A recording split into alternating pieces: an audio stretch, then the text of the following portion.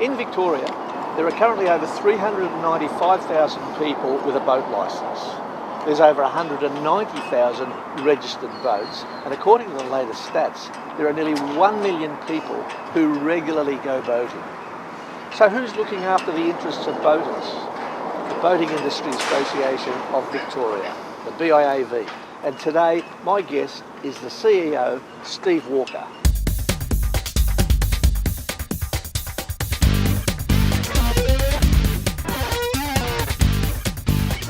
Steve, the Boating Industry Association of Victoria is actually a peak body for the industry, and your members are made up of the industry itself.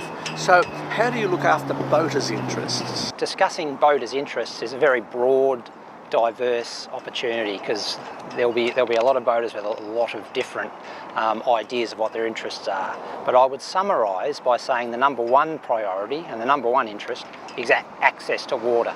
Whether it's boat ramps, whether it's marinas, moorings, stackers. It's not only what's there, but it's how it's used. So it's the efficiency around that as well. So it's access to the water that I think is a major priority.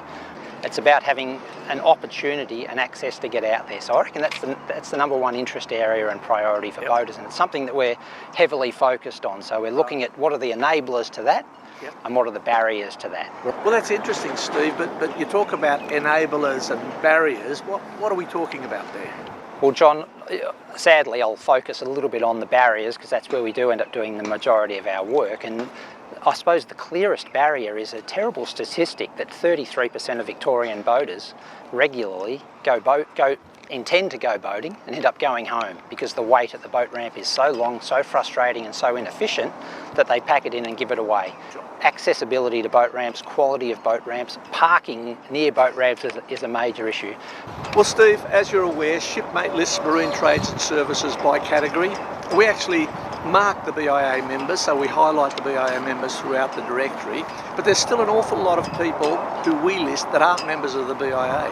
So what would you say to them, and why should they join? I think there's two sides to it though. There's a give and a take. I think those that are members, that do take part, they get involved in the advocacy, they get involved in the boat show, they give some opinion, they support the industry, there's a sense of contribution, so they benefit through that. There's the networking and being involved and sharing best practice and sharing good times with your fellow members of the boating industry.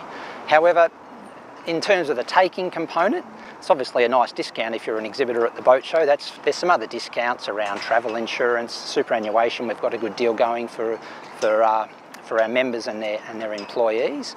But I think most of all what our members want from us, which we do to the best of our ability, is the advocacy work, which we've already touched on a little bit, and we're doing a huge amount of work around that. And our biggest project right now is to get a greater slice of the licence and registration revenue that the government takes in, and we want a much, much greater slice of that spent on boating related facilities and infrastructure. And I think that's the best thing we can do for our members, and we need the industry behind us so we can do that to the best of our ability, and it's one successful cycle.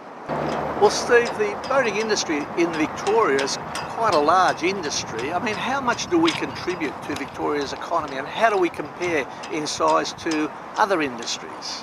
Well, that's another great question, John, and I think I can answer that in two parts as well. There's the obvious and measurable component that it's a $4.5 billion annual economy factor.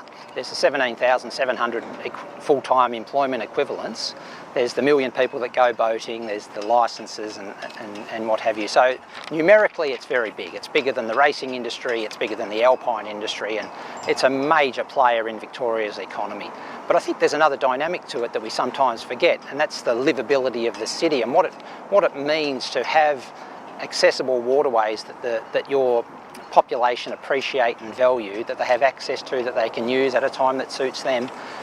If I was to say what value do you put on Port Phillip, Western Port and all of the other Victorian waterways, some of the population would maybe not be as confident as Sydney side is. So we've got to build the case for how valuable our waterways are, because they really are a fantastic asset, and we want to get as many boaters out there as possible.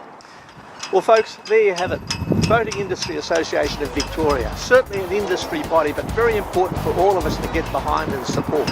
And if you're a marine trades or service provider and you're not a member of the Boating Industry Association, consider joining. It's in your interests. This is John Zammit. This is Shipmate TV.